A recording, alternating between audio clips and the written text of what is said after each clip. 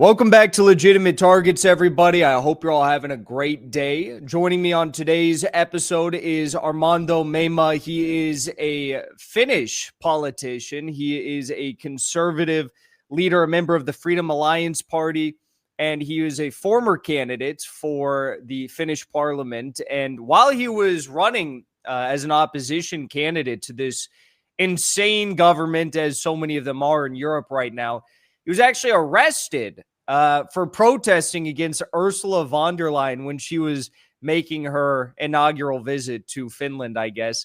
And we'll talk about it in a second, but it's the craziest clip. Maybe I'll play it right here, because in the clip, you hear Ursula von der Leyen, and she's being yelled at by all these protesters, conservatives, leftists, upset about Russia, upset about Israel, everyone is upset. There's pro-union workers there protesting her. And she says, it's amazing that these people in our country, they're so happy that they're in Europe, because if they were in Moscow, they'd be getting arrested right now. And the camera pans to Armando. And at that exact moment, he's getting arrested by the police in Finland. So, Armando, thank you for your work and service. How are you doing today? Thank you for inviting me. I'm doing great. Thank you. Just a small correction: I was candidate for the European Parliament election. I see. But so you were trying to get right up in there with Miss von der Leyen. Yes. Run me through what exactly you were protesting against when they decided to arrest you. Yes, I was protesting against air policies. Mainly, I joined peacefully. They were there, the university student of Helsinki, and they were protesting against the genocide in Gaza.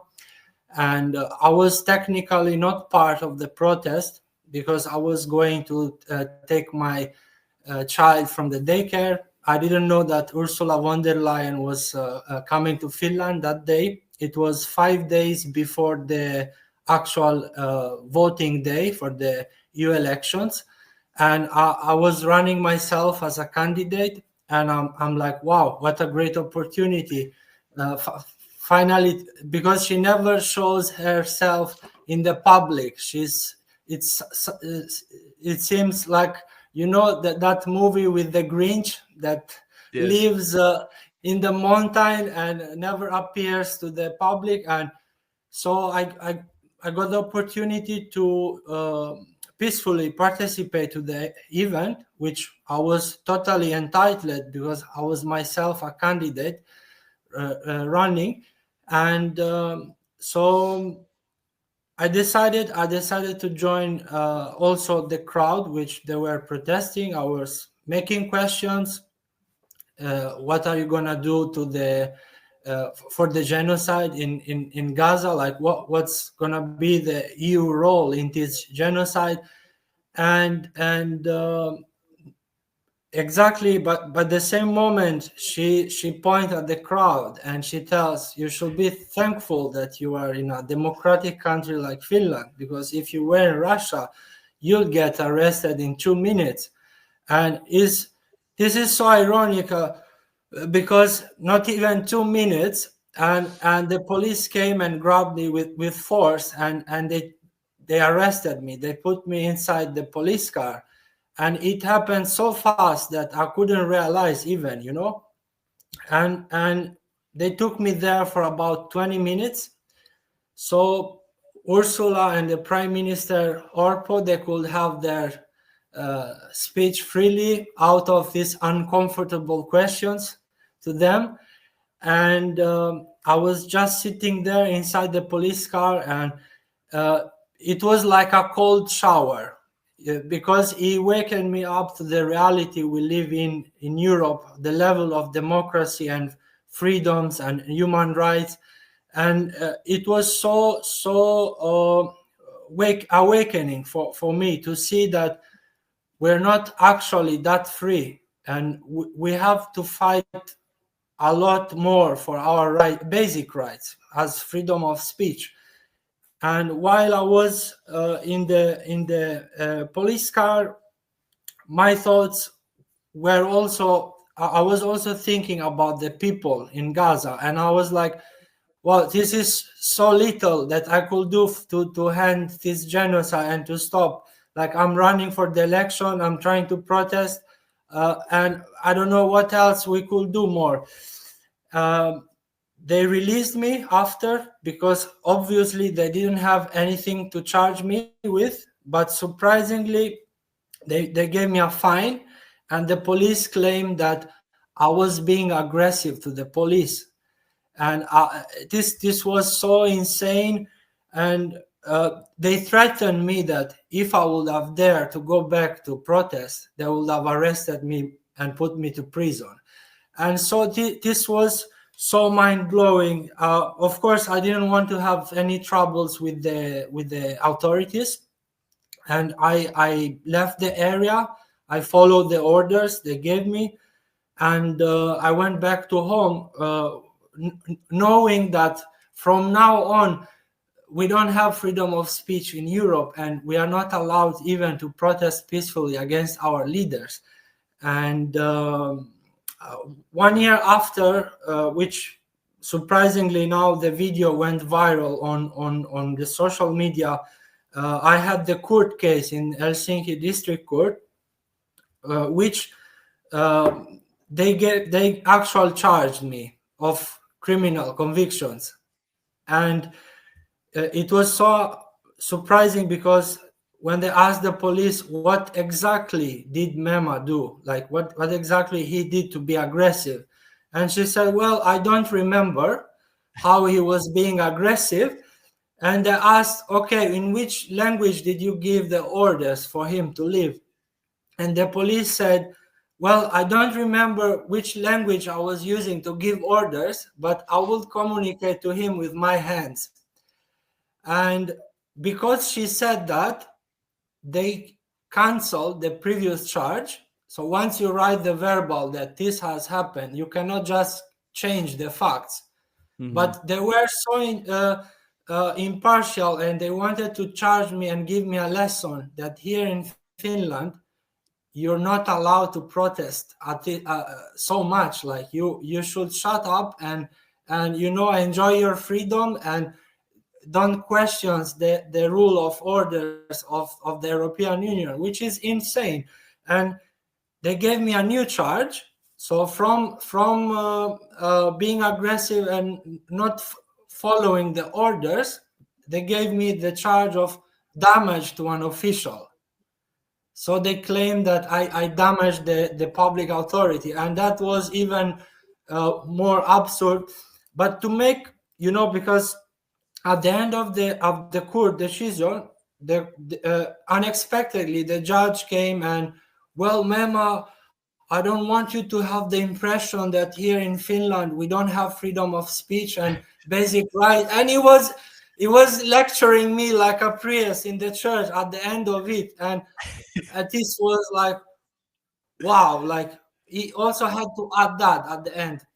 And now I'm still fighting for incredibly for the mainstream media to publish the news. Over a year they didn't publish the news.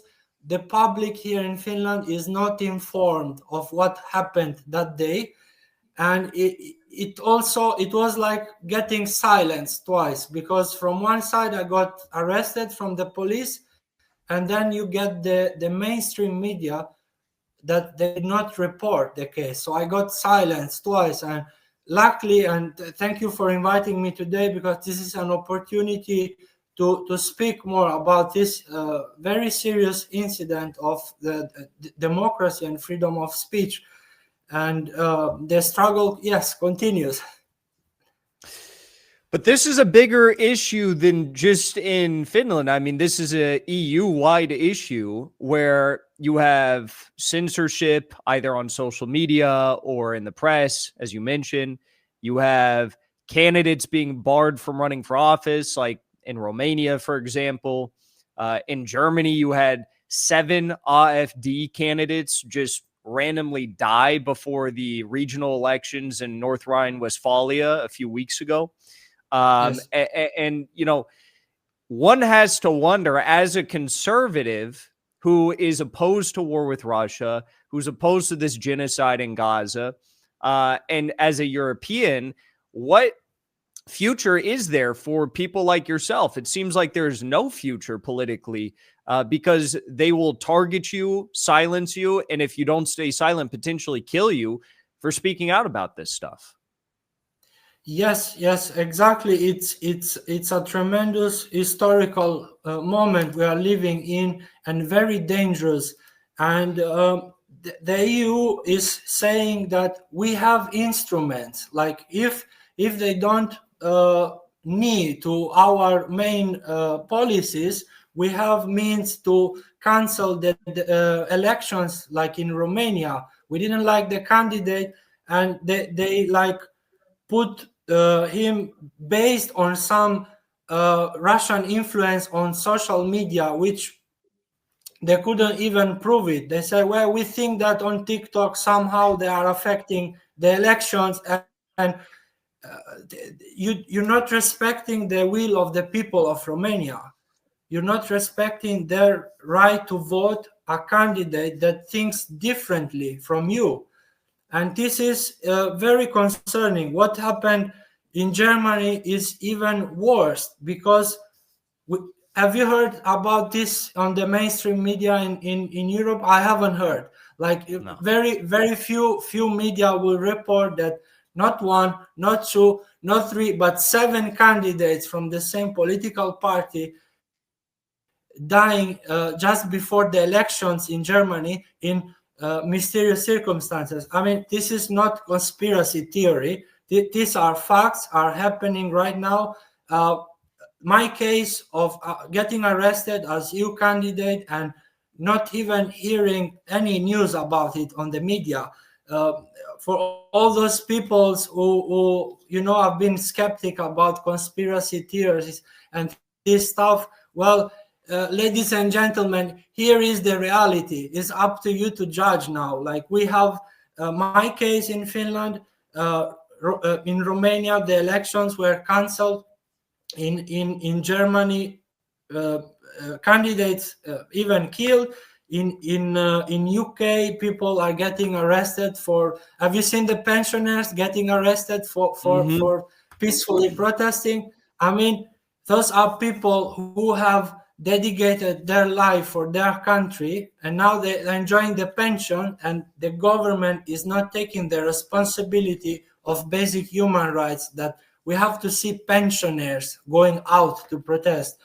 This is an outrage at all levels in the EU, and surely at this rate the future looks dark. But we have to see hope, and we have to see a light in the future, and this light is within the people. I believe very much in the power of people, and they can really make a difference, a change, but they have to unite.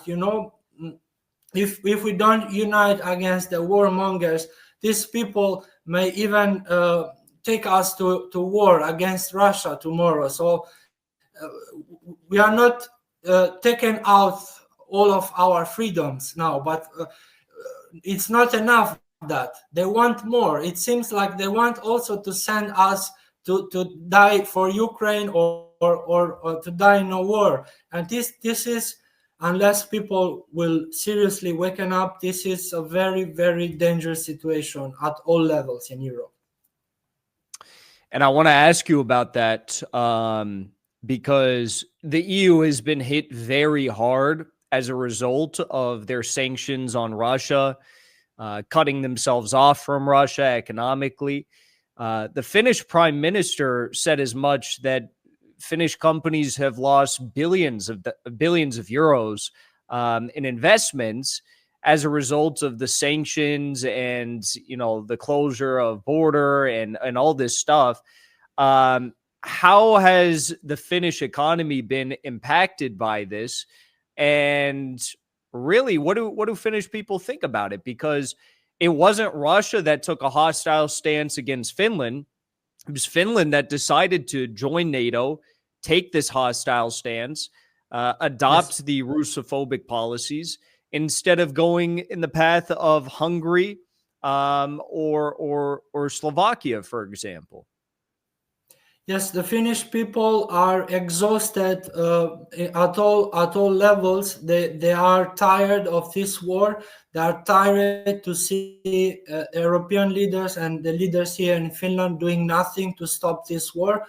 So there is an absurd narrative that on the mainstream media they're saying, oh, Finnish people, they support very much this war. But then you go at the border with Russia to the cities and you see all the shops closing in row, in line, and you ask them, what do you think about the war in Ukraine? And they're like, well, we think that this war should end, and we think that it was a mistake to join the NATO. Surprisingly, they're telling you that NATO expansionism is the problem, according to them. And it is completely on the table. It rotates the narrative of what the mainstream media is telling. And they want to see this war end. They want to see leaders effectively working for peace. And this is regarding the economy.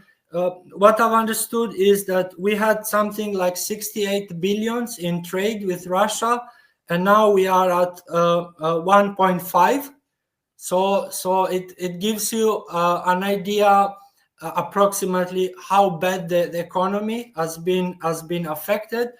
We had wonderful times. We had the train that could go to St. Petersburg in just 2.5 hours. Mm-hmm. From Helsinki, people could move freely to and within Russia, and it seems that all of a sudden, they are putting the Finnish people against Russia. So they're trying to have you seen like President Stubb at the United Nations recently? He said that, well, the problem of this conflict, it is Russia that do not respect international law. And then he goes and makes a picture with former terrorist Yolani, and that is the current leader of Syria. So this is the kind of base world order that you are saying we should abide to. I mean, he lied about Russia being the main problem of this conflict, and Julian Assange said this very, very powerful quote that I like to repeat all the time, that if wars can be started by telling lies, then peace can start by telling the truth.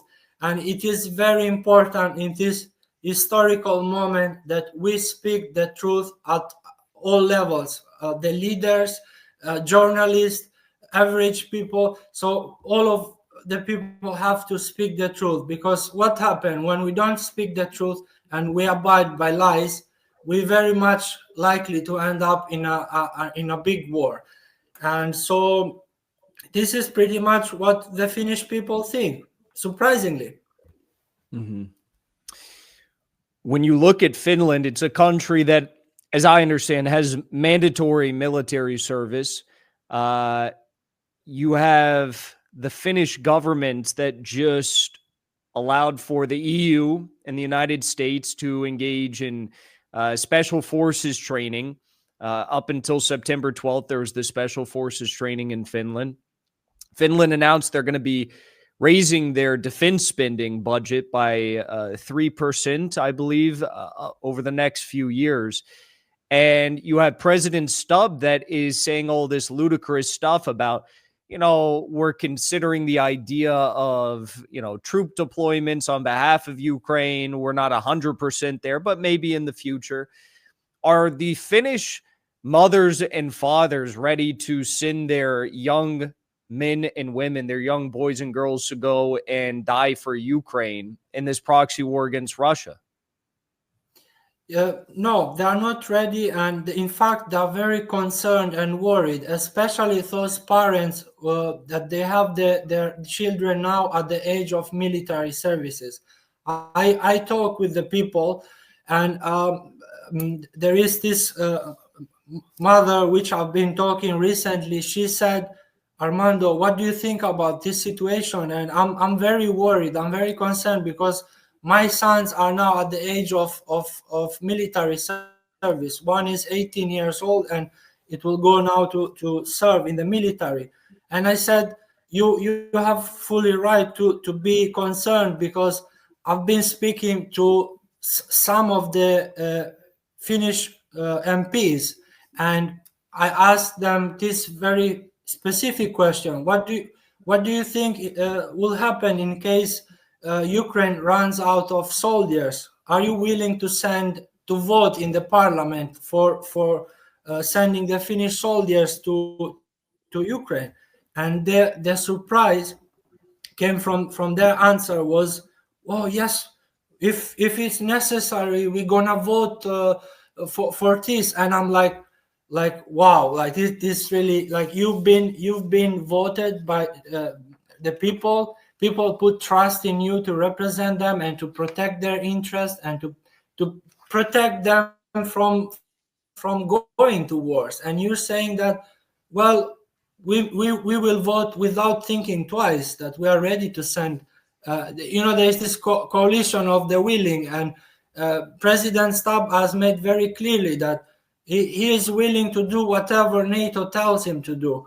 And this it shouldn't happen. The president of Finland should be protecting Finland's interest, and moreover, it should not say that we are willing to send our people to die for a war that started Finnish people.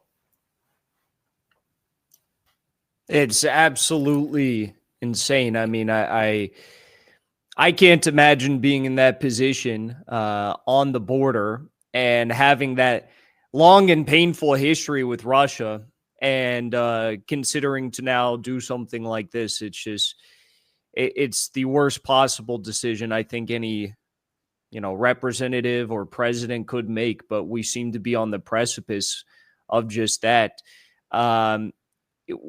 This coalition of the willing has escalated its rhetoric over the past few days, really, saying that they'll shoot down any Russian planes that enter the sovereign airspace of these countries. Do you think that they're trying to now put the final nails in the coffin and prepare the public for something like that? I mean, the rhetoric is insane that we're witnessing right now. Yes, the rhetoric is really insane, because let's take the incident of European president that she claimed that her airplane was jammed by the GPS, and then later the authorities in Bulgaria said no, this didn't happen.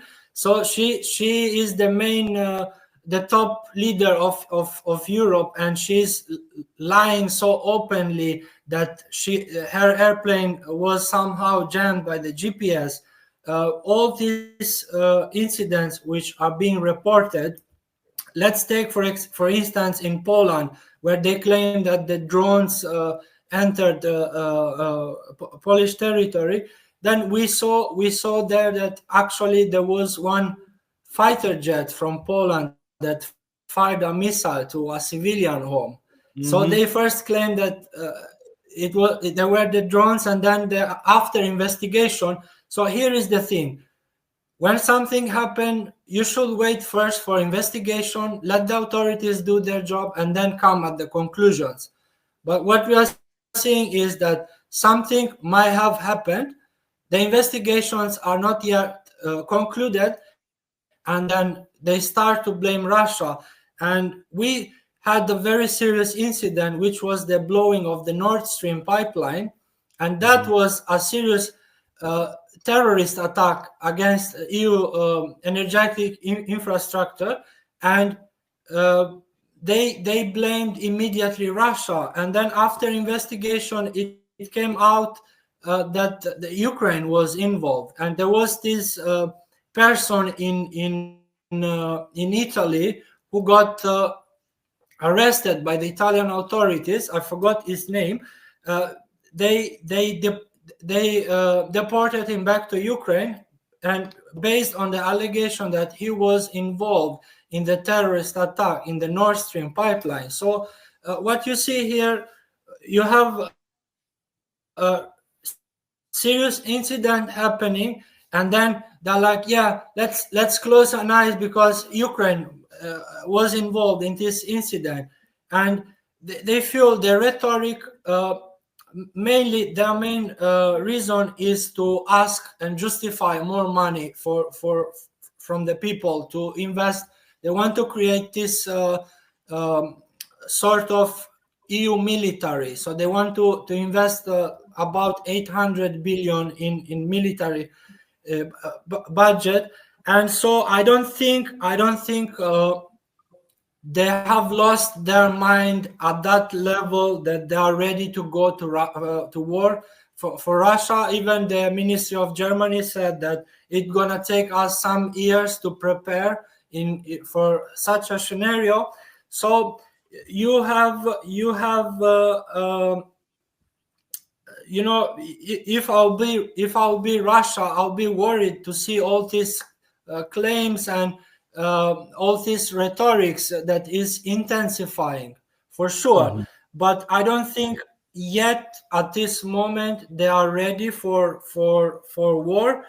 I think they're gonna prepare the public opinion in Europe to eventually go to war. So they want people to have fear and to go with an easy heart if they will have to go to war against Russia. So this is what I'm thinking. And Armando, as a final question for you, one thing I don't understand about the EU and about NATO members in Europe in particular is it seems as though at every single step, it does not benefit most countries to continue their relationship within the EU framework, within NATO. Maybe some countries are benefiting a lot, like Poland is heavily subsidized, for example. Maybe they benefit a lot from this, but most countries I don't think are benefiting from this, and they have no sovereignty. Why are there not candidates for either premier or president, or even within popular party blocks, conservative blocks within these nations, pushing for an exit from either the EU or NATO? Because even in Romania, I loved Călin Georgescu. I thought he was great, and I thought he was in a lot of ways a revolutionary type figure. And obviously, Romanians agreed with that. But even he was not, I guess either brave or crazy enough to come out and publicly say that Romania needed to exit these sorts of organizations. So, what is the impediment, the block that is placed on the neck of Europeans that I guess prevents them from saying the obvious? Yes. So the thing is that you have an invisible financial oligarchy acting behind the scenes. So these people in the main biggest political party, they get financed directly by people like George Soros, and or they have this NGOs that they support a certain politics. And the invisible line here is that the lobby of the weapons, especially from America, they can influence politicians in America. Imagine politicians here in Europe that they are probably easier to get on their side financially. So The main problem is that also the media in Europe, it is financed by the same financial oligarchy. So what we see here, when you ask yourself the question, why is it not the will of the people represented in those institutions or in the politics? Well, the answer is simple. They are there to represent the financial oligarchy interest. Look at what happened with the Pfizer scandal of the vaccines with European president. Her husband was one of the CEOs of Pfizer, and she made a deal of 15 vaccines for each and every citizen of Europe. So she is there, or these people are there not to represent the interest of the people. And when you have things like the elections, you can't compete. Like myself, I couldn't compete with someone who is investing €500,000 in the elections. They have the media gives them more publicity. They have possibility to advert themselves everywhere, and so this is what really people are failing to understand, that where there is financial oligarchy, where there is big capitals, then the interests cannot represent the will of the people. So this is what we have to understand in Europe, that who we are voting and who these people are representing.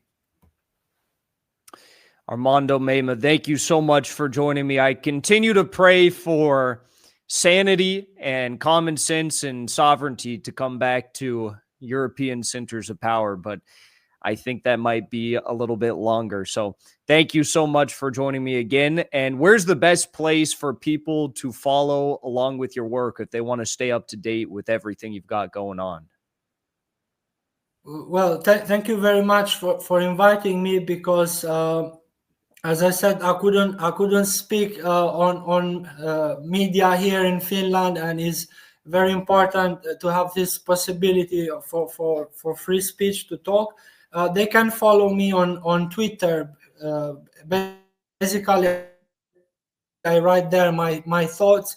I'm trying to start now also a YouTube channel, but I'm very concerned that at certain point it might be censored at this rate of how things are going. But we have to remain positive, and we have to speak wherever we can. And thank you. It was really a pleasure to talk today with you. Thank you so much.